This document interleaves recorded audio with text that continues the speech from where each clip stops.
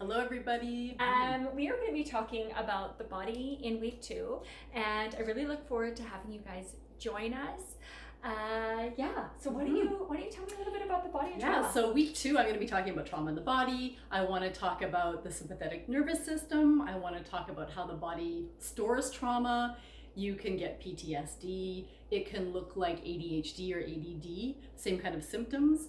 I want to talk about some coping strategies we're going to do in order to help not have the fight or flight response systems to trauma. And I'm sure a lot more, right? And a lot more, and yes, a lot and more. a lot more. And I am just, I don't know about you, but I've already learned something new. I had no idea trauma can look like ADHD or ADD. That's just mind-blowing to me already, so I can't wait to learn more about that through you. Right.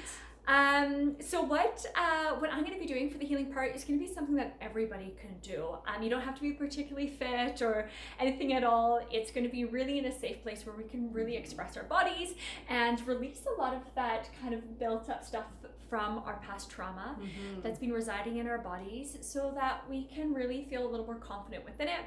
And we're going to be using a few techniques and stuff for you to take home that's really quite easy to do but has a great amount of impact. Yeah, lots of impact. All right. Look forward to seeing you guys.